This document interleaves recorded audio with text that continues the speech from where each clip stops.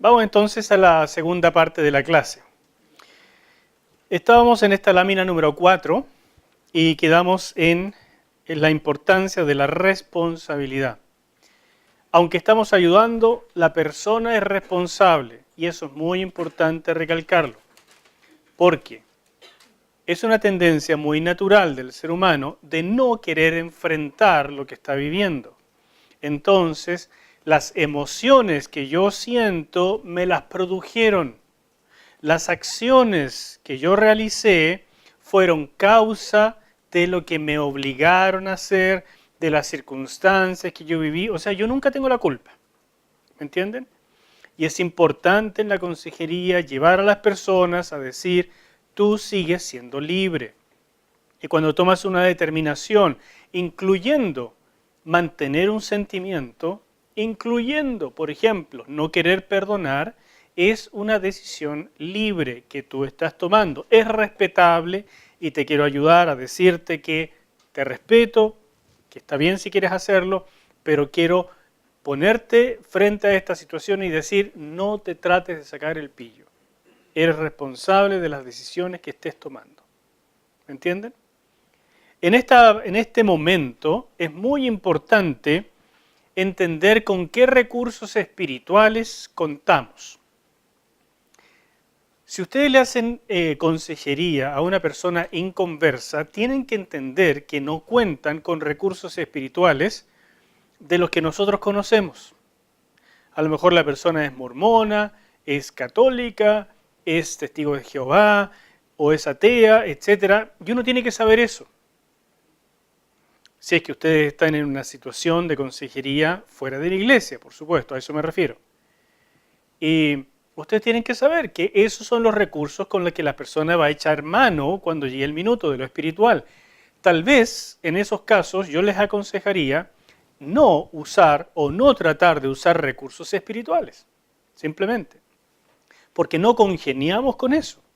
O sea, si la persona le dice, yo lo que voy a hacer para resolver esto es hacer una manda, e ir a Sor Teresita o alguna parte a que un santo me arregle la situación. ¿Ustedes qué le van a decir? Ah, muy bien. ¿No es cierto? Te acompaño.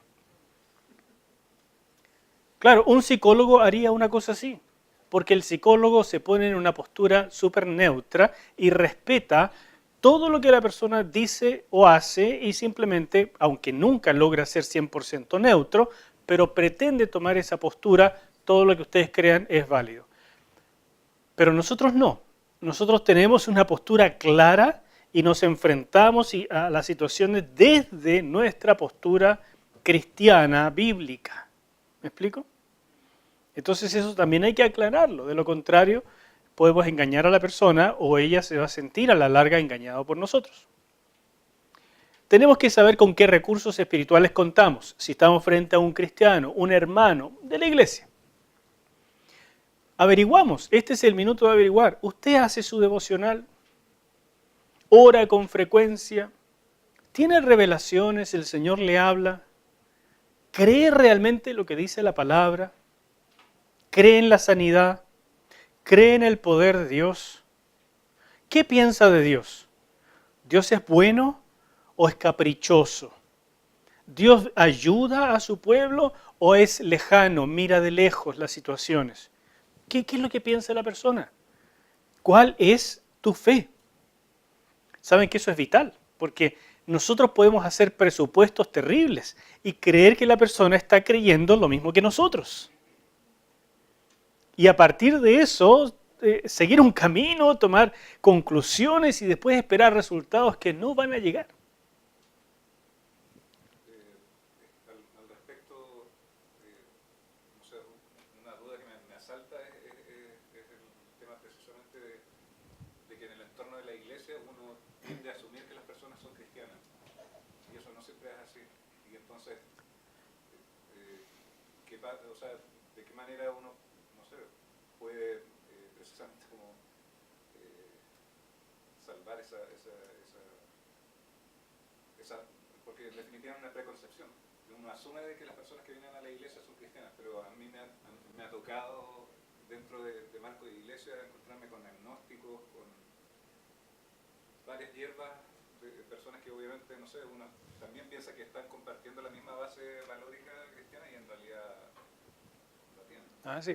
Bueno, pero como tú lo dices, es la realidad, por lo tanto tenemos que averiguarla. Y en un proceso de consejería de uno a uno, no es una cosa que pueda quedar en el aire, es algo que en algún momento tenemos que conversar. Y si la persona no es clara, tenemos que ser claros en preguntar, bueno, ¿qué es lo que tú crees? Si la persona dice que es agnóstica, si la persona dice que no está muy segura, si la persona dice que tiene un resentimiento con Dios porque no le salvó tal o cual situación en el pasado, si una persona dice, bueno, yo nunca he estudiado la Biblia, vengo a la iglesia hace años, pero la verdad es que para mí esto es como, no sé, una tradición, pero no, nunca he sido muy, ¿m? Y muchos lo dicen así de manera bien simpática, hola perrito, y dice que somos así, y en el fondo es un gran inconverso nomás, ¿entiende? Entonces uno tiene que saber con quién está tratando y desde esa base avanzar. Entonces tal vez lo primero que hay que hacer es llevar a la persona a un encuentro con el Señor, a un encuentro de oración. Y tal vez, hermanos queridos, lo que tienen que hacer es poner en stand-by, si se puede, por supuesto, el problema y decir, para una solución permanente, yo quisiera invitarte a que hiciéramos un 1+1 para ayudarte a tener contacto con la Escritura, a aprender a orar, a aprender a crecer. O yo quisiera invitarte a hacer un discipulado sobre la fe, porque veo que esto no es algo muy vital en ti. O sobre el Espíritu Santo, porque quiero que tenga una experiencia real de comunión con el Espíritu de Dios. Entonces se transforma esto en otra cosa, en un discipulado, porque al final no es eso la iglesia, es llevar a las personas en un proceso de transformación. Los problemas son momentáneos, el discipulado es toda la vida. Entonces nosotros tenemos que enfrentar las cosas desde nuestros recursos y nunca prometerle a las personas soluciones inmediatas. Ah, no importa, tú no lees nunca la Biblia, asistes de vez en cuando, no oras casi nunca, crees re poco, pero no te preocupes, yo creo por ti. Yo sé harto de la Escritura, así que yo te voy a solucionar la vida. No te preocupes, ven, te enseño ABC, oro por ti y se te va todo a arreglar. Esa panacea no existe.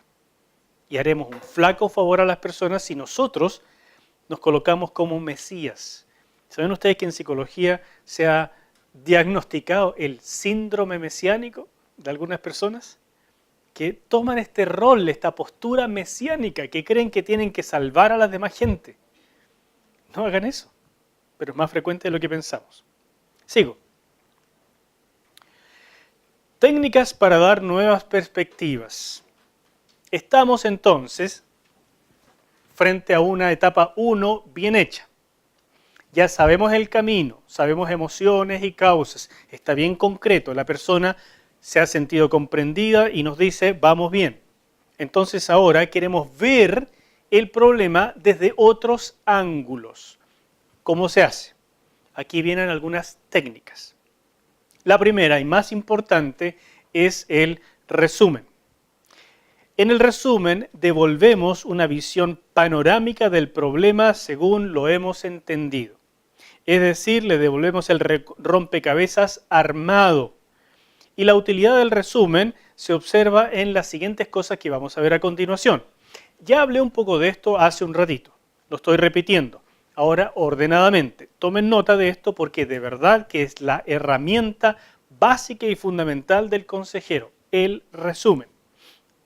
Sirve para resaltar algunos elementos. Cuando uno resume, la idea es que lo que uno logra es más pequeño que lo que uno está resumiendo, ¿no es cierto? Si usted resume un capítulo de 30 hojas, no me van a dar un resumen de 35 hojas, ¿verdad? ¿Cuánto será? 3 hojas. Entonces, ustedes han extractado lo fundamental. Y ese extracto que ustedes hicieron puede estar equivocado. Lo mismo pasa cuando resumimos la vida que nos está contando otra persona. Se ha demorado 2 horas, 3 horas, un día en contarnos. Nosotros se lo devolvemos en 5 minutos. Si la persona dice, eso me hace sentido a través de los clics, nuestro resumen fue brillante. Y la persona se siente comprendida y nos da la posibilidad entonces de darle buenas, nuevas perspectivas.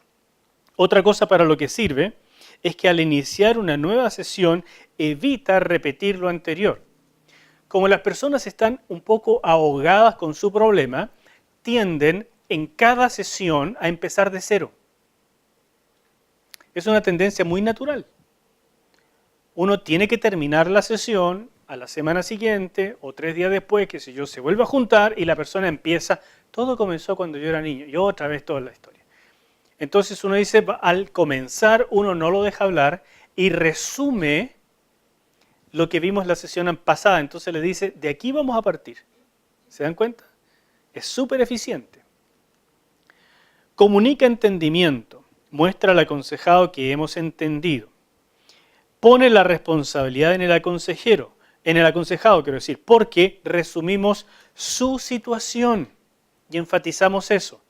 Lo que a ti te ocurrió, lo que tú estás sintiendo, lo que me has contado acerca de tu familia. Entonces enfatizamos en el resumen que estamos siendo de ayuda, que queremos animar, etc. Pero el problema es de la persona. Produce también continuidad, ayuda cuando el aconsejado no sabe cómo continuar. Eso evita las pausas inadecuadas. ¿Me entienden? La persona se quedó callada, nosotros aprovechamos de hacer un resumen. La persona sigue. Otra vez se quedó callada, volvemos a hacer un resumen de lo que estamos aumentando en entendimiento. ¿Me explico? O sea, los resúmenes tenemos que tenerlos fresquitos, todo el tiempo en la cabeza. Y por supuesto produce eficiencia, porque muestra a una persona que habla mucho, que es lo que nos preguntaba la Jocelyn, que ya dijo eso. En el resumen le comunicamos, mira, esto es lo que me dijiste, así que, pero te lo acabo de decir, no me lo vuelvas a decir, sigamos, dale. No, pero es que quiero contártelo otra vez. A ver, ya cuéntamelo. Si la persona lo ve de otro ángulo, está aportando algo nuevo, a lo mejor es valioso. Pero si lo dice exactamente igual, entonces el resumen ayuda. Y ojo con esto, miren lo que estamos viendo acá. Supongamos ese caso que les acabo de mencionar. La persona me interrumpe en el resumen y me quiere contar a toda costa la historia y me la cuenta de nuevo igualita. ¿Qué sienten ustedes? Que no entendimos el punto. ¿No escuché? Que no entendimos el punto, que es lo que quería transmitir la persona. Ya, podría ser lo que tú dices, no entendimos el punto. Pero, a ver, la persona me contó la historia, le hago el resumen, me lo compró, se sintió comprendida, pero me lo repite de nuevo. Lo mismo, igualita. Y la persona quería decirme algo nuevo, pero en el fondo no me dice nuevo. Me repite lo mismo. ¿Qué está pasando? ¿Cómo se sienten ustedes? ¿Qué sienten hacia esa persona? Lata. La primera cosa, interesante. ¿Qué aprendemos de esto? Que lo que yo estoy sintiendo puede ser que sea lo que otras personas sienten con ella. Fíjense qué enseñanza interesantísima del análisis de la contratransferencia. Lo que esa persona me produce, porque, a ver, si ya te escuché, pues te estoy escuchando por 2, 3 sesiones, te estoy haciendo el resumen, me dijiste que lo entendí bien y me lo vuelves a decir, pero que latera. Entonces ese sentimiento, que por supuesto no se lo voy a decir, pero puede ser que es lo que le esté pasando con otras personas. Puede ser que esta persona de una manera u otra le gusta mucho escucharse a sí misma. Está tan ahogada que lo dice, y aunque se siente comprendida, necesita decirlo. Usa muchos el vuelve a decirlo con otros sinónimos y lo ahonda y uno dice, ¿qué le pasa? Y lo que me está haciendo sentir puede ser causa de lo que le hace sentir a otros y el problema que tiene. Fíjese que a través de la contratransferencia uno descubre muchísimas situaciones. ¿Qué pasa en ese caso, por ejemplo, si la persona está tan autocentrada? ¿Cómo nosotros, qué hacemos ahí? O sea, si uno no es permeable, como que uno le resumió, uno le contó la historia distinta, le enfocó, pero no. Y esa persona probablemente, como usted dice, se lo ha contado a muchas personas y ha seguido en el mismo. ¿Qué pasa ahí?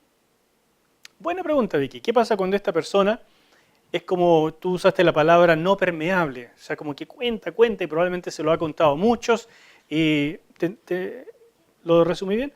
Bueno, eso me está produciendo algo a mí. Primera cosa que tengo que darme cuenta. Segundo, empiezo a usar otras técnicas. El resumen no me ayudó tanto, hay otras que vamos a ver ahora. No me resultó ninguna de las técnicas, le hago un exorcismo. No, tengo que hacer algo para lograr que la persona se vea a sí misma en que está repitiendo cíclicamente la misma rutina. Y si logro hacerlo ver, la persona de pronto se espanta porque tal vez nadie se lo ha hecho ver. Nadie le ha puesto el espejo. Y cuando uno logra verse a uno mismo, a veces produce vergüenza, pero en general es muy aclaratorio. Entonces hay que saber hacer esto. Pero permítame mostrarle otras técnicas y se van a dar cuenta que hay otras posibilidades también, no solo el resumen. ¿Vamos bien hasta aquí? ¿Se está entendiendo? Recuerden que tienen que revisar esto, leerlo, darse cuenta que lo entendieron y tratar de empezar a ponerlo en práctica con distintas personas en conversaciones informales para que cuando tengamos nuestro taller de práctica, ustedes ya me puedan decir, tuve problemas con esto no me resultó, esto funciona de maravilla, mira lo que me pasó para que tengamos testimonio. ¿De acuerdo? Bien, otra técnica es nuevas perspectivas a través de proveer información. En este minuto, cuando se hace de esta manera, el consejero se transforma un poquito en un maestro, porque le dice a la persona cosas que la persona no sabe o no tenía en cuenta. En una situación de consejería que me tocó una vez, venían cíclicamente, cada 2 o 3 meses, una pareja. Y toda la vida venían porque ella le había pegado a él, pero terriblemente. Y él no quería devolverle, por supuesto, los golpes, pero lo tenía como membrillo colegial al pobre. Le pegaba, lo arañaba, le tiraba cosas, le tiraba el pelo, era una cosa... Y él venía pidiéndome que le hiciera una expulsión de demonios. Entonces yo conversaba con ella y se ve una persona súper dulce. Y por más que hacía algunas oraciones y tentaba, nunca había una manifestación demoníaca. Entonces en algún minuto tuve yo creo que un discernimiento. Y le dije, por favor van a notar los momentos en que estas peleas ocurren y que ella se pone tan agresiva en los siguientes meses. Lo hicimos por 2 meses y empezamos a darnos cuenta que era el síndrome premenstrual, que a ella le llegaba de una manera pero estrepitosa. Y lo que hice fue referirla a un ginecólogo que le revisó la situación hormonal, se la reguló, se acabaron las peleas. Entonces yo podría haber seguido el resto de la vida echando fuera demonios y qué sé yo, y orando por cualquier cosa. Tuve que entender esto, tuve que haber estudiado alguna vez lo que produce el ciclo de la mujer, que hay mujeres y mujeres en esto, que para algunas es dramático, para otras es muy normal, y que algunas pueden llegar incluso a suicidarse, no sé si sabían esto, a suicidarse o a matar a alguien en el ciclo premenstrual. Hay mujeres que son tremendo en esto. Pero eso uno tiene que haberlo leído, tiene que haberse informado. Y por lo tanto es muy importante que el consejero se mantenga estudiando y sabiendo sobre infinidad de temas. Todo lo que le llegue a las manos, denle gracias al Señor porque en algún minuto lo van a usar, por eso les llegó a las manos. Entonces, el consejero aquí tiene un rol un poco como de maestro, proveyendo información que el aconsejado no maneja. Es posible que este compartir se transforme en un verdadero discipulado, sobre todo en términos espirituales, donde el consejero u otras personas colaboren en guiar al aconsejado por un periodo de tiempo con el fin de conocer y aplicar temas relevantes para su sanidad emocional. Ninguna persona se las sabe todas. Entonces, si yo me doy cuenta que necesito asesoría médica, la busco. Si necesito asesoría de otro hermano de la iglesia que es experto en tal o cual tema de discipulado y esta persona lo necesita, lo busco. Si necesito a alguien que me ayude para hacer una liberación espiritual, lo busco. No pretendo hacerlo todo. Y qué rico que la multiforme gracia del Señor está repartida en el cuerpo. Eso es lo rico de la iglesia. No tienen que hacerlo todo bien ustedes, pero sí tienen que saber con quiénes compartir el problema de alguien. La preparación del consejero aquí es vital. Es imprescindible que el consejero tenga una idea más o menos acabada de cada uno de los temas que les voy a mencionar a continuación, por lo menos. Pero la verdad es que uno al final tiene que saber un poquito de todo lo que tiene que ver con emociones, con liberación, con Biblia, un poquito, no tiene que ser un experto, pero por lo menos que le suene, para por lo menos saber a quién referir. ¿Me entienden? Pero de esto que les digo ahora, no un poquito, bastante. Por ejemplo, la estructura de la personalidad, conocerse uno mismo, temas de identidad y de autoestima. Y aquí estoy mencionando un tema solamente. Aquí tienen que leer artículos, tienen que leer libros, tienen que saber de esto. Conflictos matrimoniales, cómo intervenir, cómo se producen, cómo se ayuda, qué no hacer, qué sí hacer, etc. Estilos de vida. ¿Qué pasa si una persona está en las drogas? ¿Cómo afecta eso a una consejería? ¿Puedo hacer una consejería normal? Cuando una persona tiene una adicción de cualquier tipo, esas personas tienen una propensión a la mentira extraordinaria. El consejero que no está apercibido de eso tiende a creerle todo lo que le dicen, porque siente que está hablando con una persona cualquiera, normal, y no es así. Tiene que tener una postura con una mente diferente, mucho más amplia. Creencias religiosas y espiritualidad. Es lo mismo si la persona viene a esta iglesia, así va a otra iglesia, o si viene de una secta, o si viene llegando del satanismo, o si es un agnóstico, da lo mismo. Si ha tenido experiencias, por ejemplo, que ha estado en una reunión de espiritismo, ¿es indiferente eso para nuestra consejería? Entonces yo tengo que saber mucho de estos temas. Necesito estar prevenido. Sexualidad. Necesitan saber. Gran parte de los problemas que van a tratar en consejería tiene que ver con sexualidad. Dicen que es el 50% de los temas de trabajo en conflictos matrimoniales. Entonces tienen que saber de sexualidad. ¿Qué es lo que la pregunta típica que hace la gente? ¿Qué es normal? ¿Qué puedo hacer y qué no puedo hacer? ¿Soy normal? Estas cosas me gustan. Con esto fantaseo. ¿Está bien esto, pastor? Comunicación. El gran tema de la comunicación. Por eso los artículos que les di tratan mucho sobre eso. Y tienen que saber de esto, hermanos. No es una cosa poca.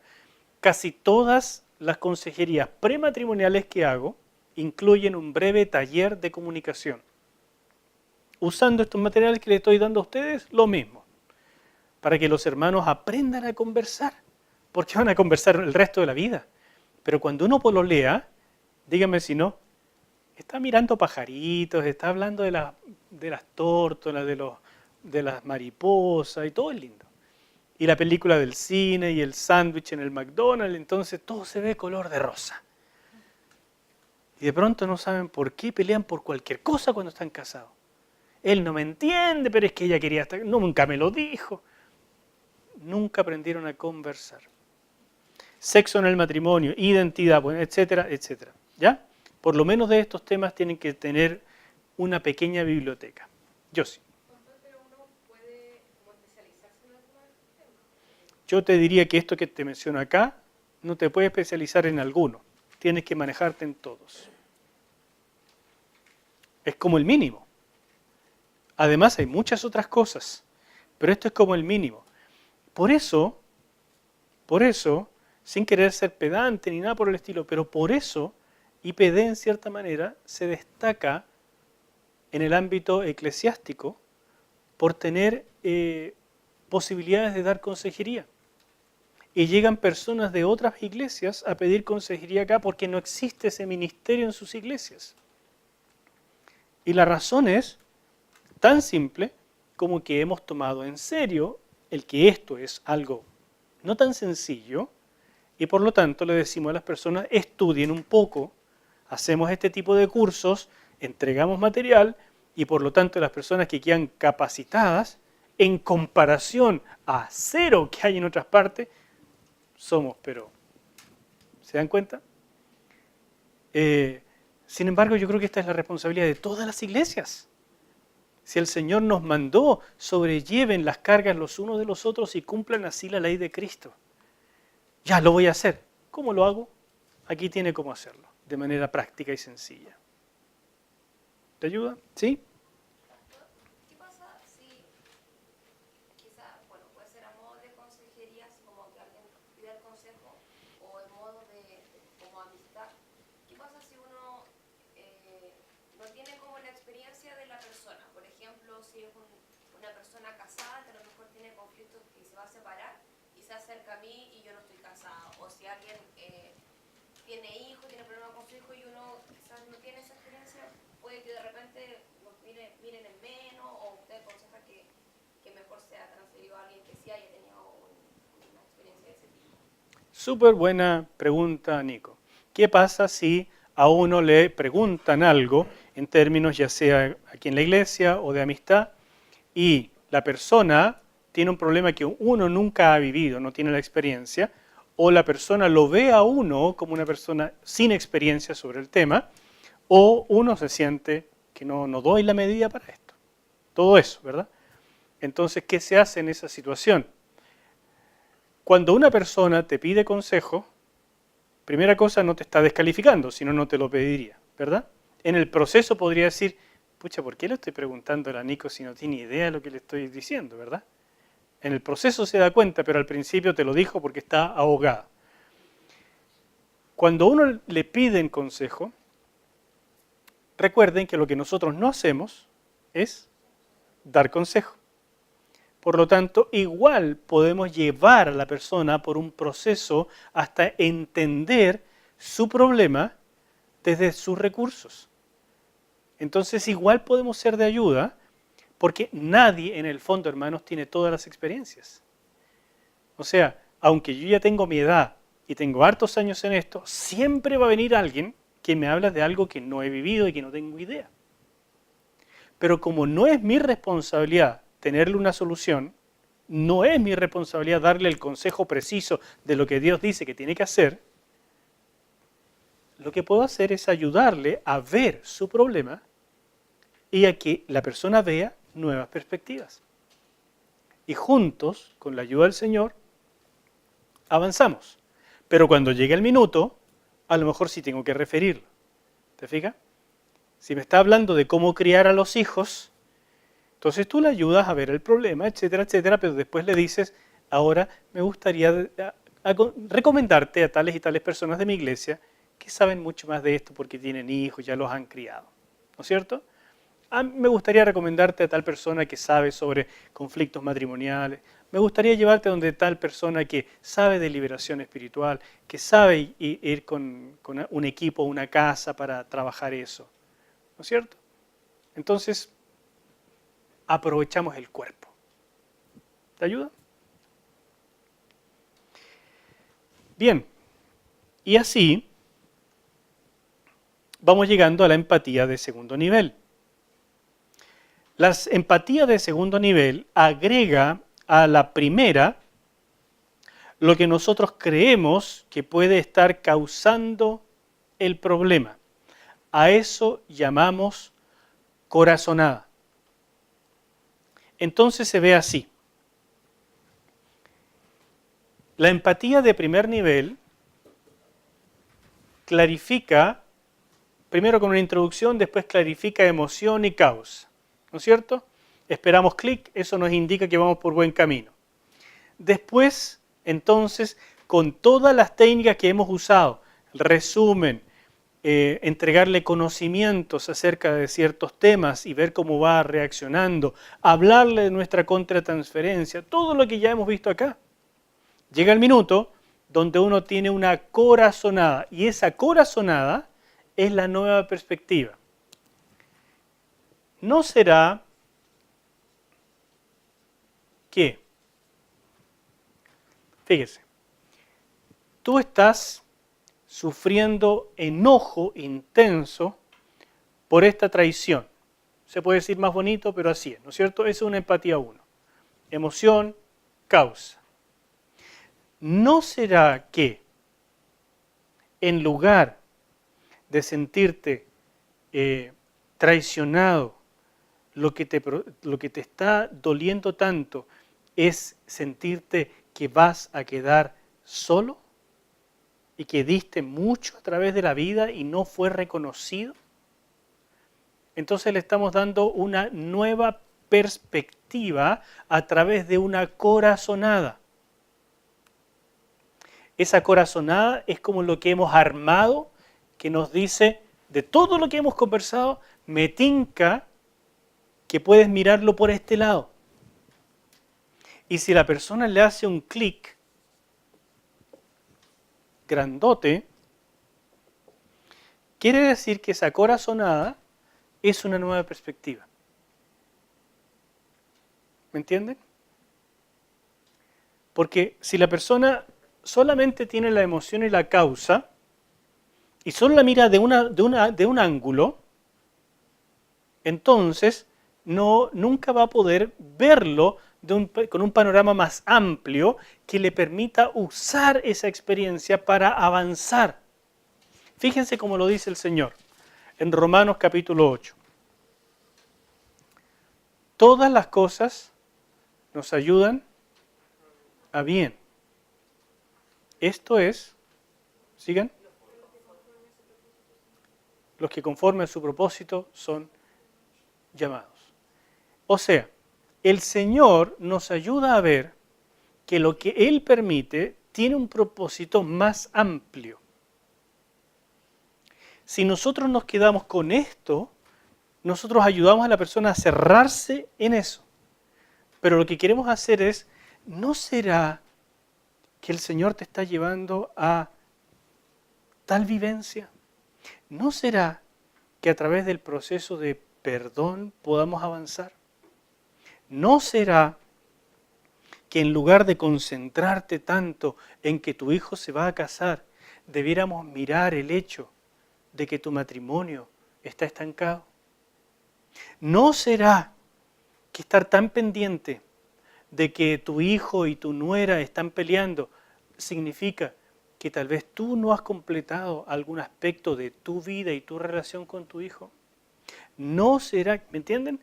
Le ayudamos a ver otro ángulo del problema que nos está tincando, es una corazonada, a raíz de todo lo que hemos escuchado. Porque cuando uno, hermanos, está enfrascado en una emoción y una causa y no logra salir de ahí, es porque no ve el panorama más amplio. Por lo tanto, dar una nueva perspectiva es llevarle a ver el panorama más amplio. Las técnicas nos ayudan a encontrar estas otras ramas posibles, pero la manera en que se le presenta es a través de esto. Cuando logramos entonces esta empatía 1 más la corazonada, estamos hablando de la empatía de segundo nivel, porque es un entendimiento de la emoción más la causa con una nueva perspectiva que ha sido comprada. La persona dice, realmente parece que por ahí era y no lo estaba viendo. ¿Se entiende?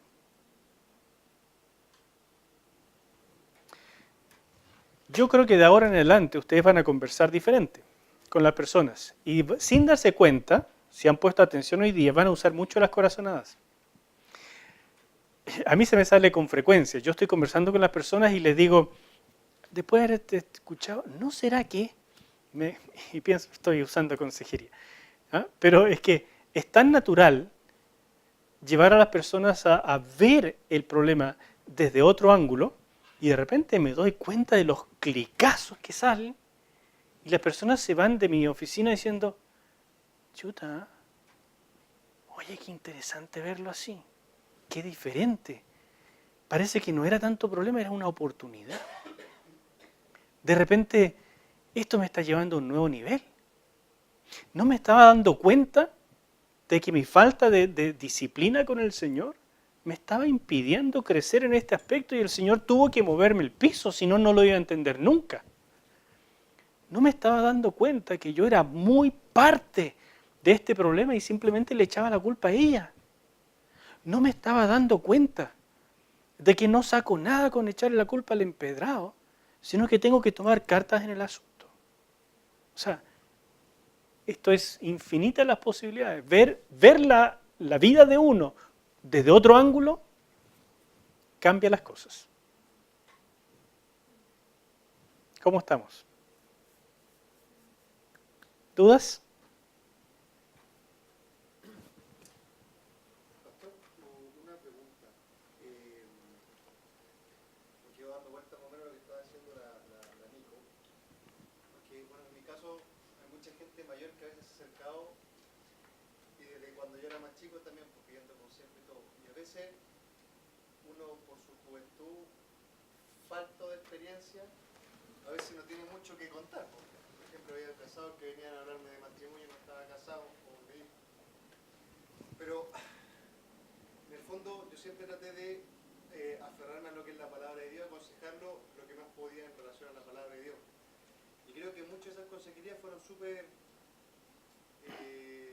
buenas en respecto a la experiencia bíblica que podía en ese momento poder entregar. Pero también se me viene a la mente, por ejemplo, el apóstol Pablo se dice que no era casado, o que su señora murió, eso nadie lo sabe, pero él sabía mucho de matrimonio siendo que él no lo estaba. Y en el caso también de Timoteo, que siendo muy joven, Pablo le dice que nadie tenga en poco tu juventud. Entonces ellos, ¿cómo podían aconsejar de tal forma para que otras personas pudiesen comprender o entender? Es una linda pregunta, Emma. Resumiendo un poco lo que tú dices para que quede también grabado. Que tú tuviste la misma experiencia de la Nico en que de repente te preguntan cosas que no están al nivel de tu experiencia y que entonces sin apoyarte en experiencia has hablado de las cosas que dice la Escritura y que también fue el caso a lo mejor del apóstol Pablo o de Tito y de Timoteo en que tuvieron que hablar algunas cosas que tal vez no fueron de su experiencia pero que se apoyaron también en una revelación. Y bueno, todo lo que acabo de decir, todo tiene su lugar. Y hay que ser cuidadosos, es lo único que les pido. Primero que nada, nosotros no somos Pablo, ni Tito, ni Timoteo, sobre todo Pablo, que recibió revelación de lo alto. Entonces lo que él recibió venía directamente del Señor. Nosotros sí podemos tener revelación de parte del Señor en forma de discernimiento, en una palabra de ciencia, en una palabra de sabiduría.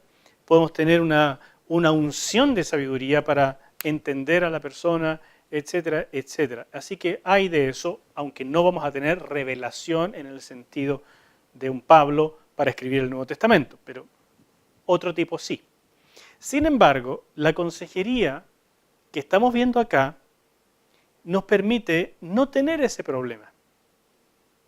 Porque si solamente las personas con una unción muy particular pudieran ayudar a otros, porque pueden abarcar cualquier problema, porque Dios los ayuda directamente, ¿cuántos consejeros tendríamos? En cambio, estas técnicas, que son sencillas para ayudar a las personas a entender su problema, los puede aplicar cualquiera. Y a eso voy. Cuando uno se da cuenta que le están hablando de cosas que están fuera de mi experiencia y de mis conocimientos, yo tengo que ser humilde y decir, sabe que de esto no sé mucho, pero me voy a informar. También saber decir, mire, el consejo bíblico es este, lo que yo estoy entendiendo con mi experiencia. Porque también les digo que lo que yo entendía del consejo bíblico, por ejemplo, acerca de la crianza de los hijos o del matrimonio cuando yo tenía 20 años, no es exactamente igual que lo que entiendo ahora. Entonces, hay que ser humilde y decir, mire, no me sé estas cosas, te puedo decir algo de lo que yo sé, pero si, ya que tú necesitas ayuda, yo te voy a guiar donde personas un poco más experimentadas en este tema que yo. Y por otro lado, entender que lo que tratamos acá es de no dar consejos. Las personas quieren que les solucionen la vida. Este es mi problema. ¿Qué debo hacer, hermano Emanuel, hermano Cristian, hermana Isa? ¿Qué debo hacer? Y ustedes pisan el palito, se sientan y dicen, hijo mío, lo que tú debes hacer. ¿Verdad? Ustedes se sienten con la oportunidad mesiánica de su vida. Yo te voy a decir en el nombre del Señor lo que tú tienes que hacer. O más indirecto, yo en tu lugar lo que haría es lo mismo. No pisen ese palito, no lo necesitan. Ayuden a las personas a entender el problema, que eso ya es una tremenda contribución. Segundo, ayuden a las personas a entender los recursos con los que cuentan. Y son muchísimos. Entender que son hijos amados de Dios es un temazo. La mejora de su identidad, de su autoestima. Ayudar a las personas a entender que el recurso de la oración no es la nada, es vital porque Dios no tiene límites. Y Él está para ayudarnos, Él quiere ayudarnos. Ayudar a las personas a entender que la Escritura tiene consejos de verdad, que son mejores que los que yo podría darle. Entonces hacemos una contribución que ya no tiene edad. Por eso Pablo le podía decir a Timoteo, nadie tenga en poco tu juventud porque tienes autoridad, tienes conocimiento y estás hablando de parte del Señor porque yo te estoy instruyendo para eso. Pero estaba hablando en términos eclesiásticos. ¿O ustedes creen que Timoteo habría dicho, díganme cualquier cosa y yo les digo lo que hay que hacer? Lo dudo, ¿no es cierto? No tiene sentido. En ámbitos eclesiásticos Pablo estaba armando la iglesia, ahí funciona. Pero en los términos amplios de la vida, seamos cuidadosos.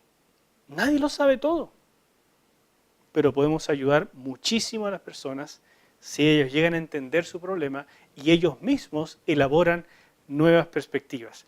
Nosotros no damos nuevas perspectivas, damos corazonadas. Ellos las compran con un clic y se transforman en una nueva perspectiva.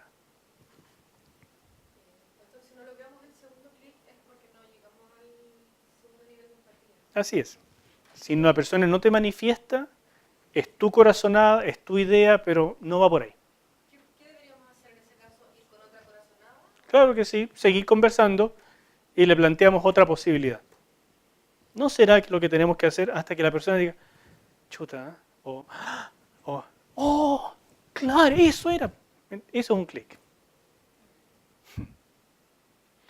Vamos a quedar hasta aquí. Hemos hecho suficiente por un día. Es bastante teoría, aunque tiene ejemplos. Entonces recuérdenlos. Si quieren ver de nuevo los videos, practiquen, va a ser entretenido. Y nos vemos en la próxima clase el miércoles que viene. Dios les bendiga.